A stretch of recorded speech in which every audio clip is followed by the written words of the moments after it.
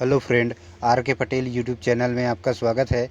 यदि आप चैनल में पहली बार आए हैं तो सब्सक्राइब कीजिएगा, वीडियो अच्छा लगे तो लाइक कीजिएगा।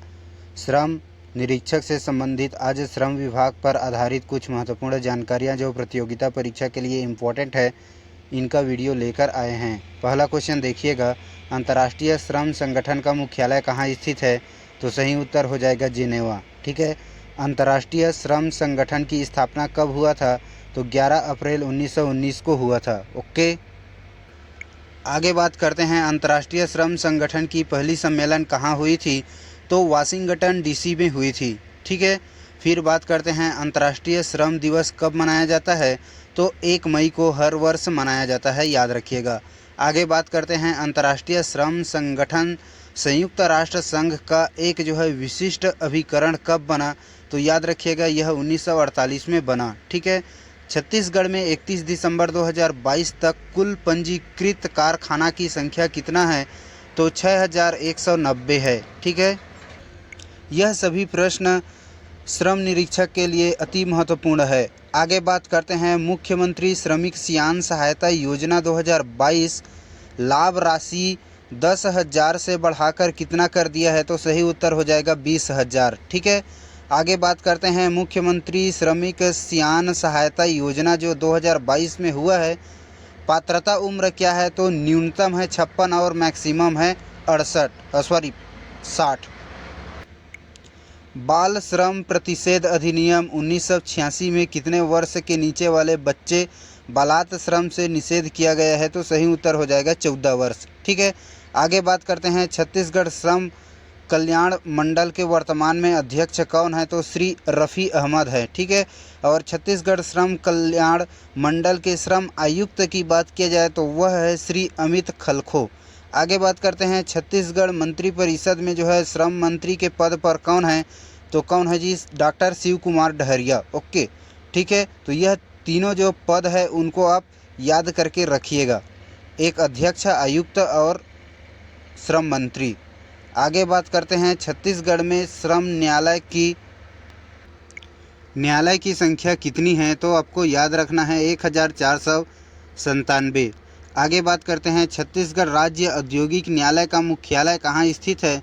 तो यह रायपुर में स्थित है, लेकिन छत्तीसगढ़ राज्य औद्योगिक न्यायालय का मुख्यालय का जो उपखंड है ना, वह बिलासपुर में स्थित है। याद रखिएगा ये दोनों तथ्यांश को। फिर आगे बात करते हैं, छत्तीसगढ़ राज्य औद्योगिक न्यायालय का स्थापना कब हुआ था? तो इनका स्थापना हुआ था 28 सितंबर 2002 को। ठीक है, फिर याद रखिएगा, छत्तीसगढ़ राज्य औद्योगिक न्यायालय का अध्यक्ष कौन है? तो अभी अध्यक्ष है रवि कुमार शर्मा। ठीक है, फिर याद रखिएगा, छत्तीसगढ़ प्रवासी श्रमिक नीति किस वर्ष अधिसूचित किया गया? तो 18 मार्च 2020 को। ठीक है, श्रम बंधकों को सुविधा प्रदान करने के लिए किस नीति का उपयोग किया गया? तो सही उत्तर है छत्तीसगढ़ प्रवासी श्रमिक नीति 2020। चलिए आगे बढ़ते हैं, आगे का प्रश्न देखिएगा। यह सभी प्रश्न श्रम निरीक्षक के लिए अति महत्वपूर्ण है। NDUW का पूरा नाम क्या है? नेशनल डेटाबेस यूनो और गिनी सेट वर्कर्स। ठीक है, आगे बात करते हैं, मेधावी शिक्षा प्रोत्साहन पुरस्कार योजना में कितनी राशि प्रदान की जाती है? तो 5,000 से लेकर 1 लाख तक की राशि प्रदान की जाती है। फिर बात करते हैं, श्रम कल्याण मंडल द्वारा संचालित श्रम कल्याण केंद्र की संख्या कितनी है? तो यह है 17। ठीक है, श्रमिक दुर्घटना मृत्यु सहायता योजना के तहत कितनी राशि प्रदान की जाती है? तो याद रखिएगा 50,000 राशि दी जाती है। मिनी माता महतारी जतन योजना, यह पहले परिवर्तित नाम क्या था? तो यह पहले क्या था? भगिनी प्रसूति सहायता योजना के नाम से जाना जाता था। ठीक है, फिर बात करते हैं, मिनी माता महतारी जतन योजना कब लागू किया गया? यह 7 मार्च 2022 को लागू किया गया। फिर बात करते हैं, मुख्यमंत्री नोनी सशक्तिकरण सहायता योजना कब लागू किया गया?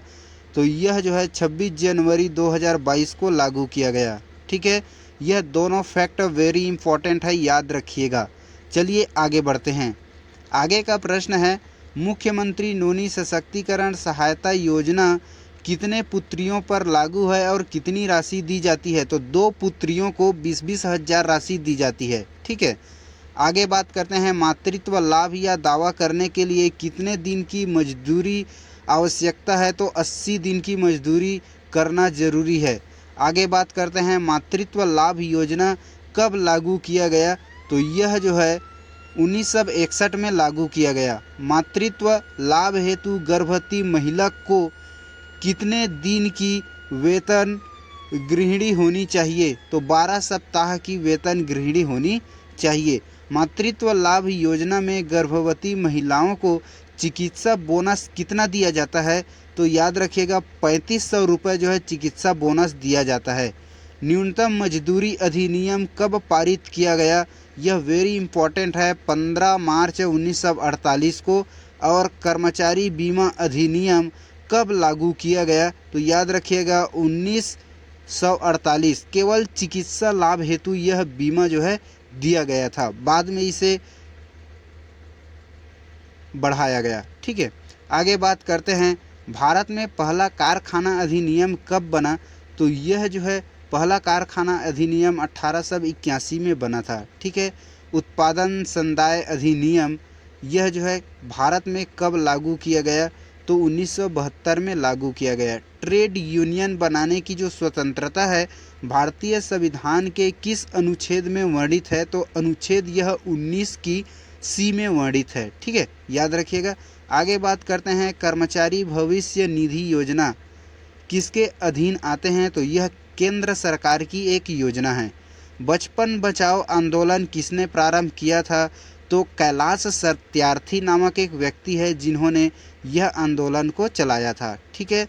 आगे बात करते हैं, मजदूरों की आर्थिक सहायता के लिए महाजन संघ की स्थापना 1922 में किसने की थी? तो याद रखिएगा यह महात्मा गांधी ने किया है, महाजन संघ की स्थापना। ओके। फिर बात करते हैं, औद्योगिक विवाद अधिनियम कब लागू किया गया? तो यह औद्योगिक विवाद को रोकने के लिए 1 जनवरी 1947 को लागू किया गया। अक्टूबर क्रांति 1917 किस देश से संबंधित है? तो यह जो है रूस देश से संबंधित है। और याद रखिएगा अक्टूबर क्रांति जो 1917 को हुआ था ना, उसे किस अन्य नाम से जाना जाता है? तो उसे जो है बोल्शेविक क्रांति के नाम से जाना जाता है। ठीक है। कार्यस्थल पर महिला यौन उत्पीड़न अधिनियम कब लागू किया गया? तो इनको याद रखिएगा, यह अधिनियम जो है मुख्यतः रूप से 2013 में लागू किया गया। ठीक है। समान पारिश्रमिक अधिनियम कब लागू किया गया? तो समान पारिश्रमिक अधिनियम 8 मार्च 1976 को लागू किया गया। और समान जो है परिश्रम अधिनियम 1976 का उद्देश्य क्या था? समान काम के लिए समान वेतन पुरुषों के सापेक्ष। ठीक है, तो ये इनका महत्वपूर्ण उद्देश्य था।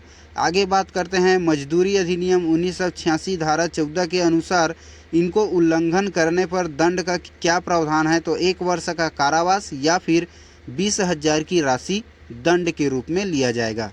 ठीक है, चलिए बढ़ते हैं आगे। आगे का अध्ययन बिंदु है, याद रखिएगा, बंधुआ मजदूर उन्मूलन अधिनियम कब लागू किया गया?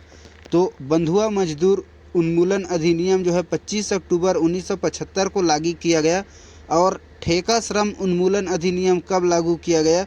तो यह 1970 को लागू किया गया, याद रखिएगा। आगे बात करते हैं, श्रम विभाग की सभी योजनाओं में जो पात्र व्यक्ति होंगे वह क्या होंगे? तो लगभग 90 दिन के पूर्व वह श्रमिक पंजीकृत जिनका उम्र 18 से 60 वर्ष पूरा हो चुका हो वही पात्र होंगे। ठीक है। श्रम यशस्वी पुरस्कार 21-22 में किसे सम्मानित किया गया है? तो याद रखिएगा Paluram Sahu. Very important question. अकुशल श्रमिक की दैनिक वेतन कितनी होती है? तो याद रखिएगा अकुशल का 230 और कुशल श्रमिक का वेतन जो है कितना होता है? तो कुशल श्रमिक का वेतन होता है 390। ठीक है। यदि उच्च कुशल श्रमिक का वेतन कितना होता है बोला जाए तो यह होता है उच्च श्रमिक का कुशल 410 रुपये। ठीक है। तो वीडियो कैसे लगा आप हमें कमेंट में बताइएगा। वीडियो अच्छा लगा हो तो लाइक कीजिएगा और चैनल को सब्सक्राइब कीजिएगा। श्रम निरीक्षक के लिए यह सभी तथ्यांश अति महत्वपूर्ण है। वीडियो को अंत तक आप जरूर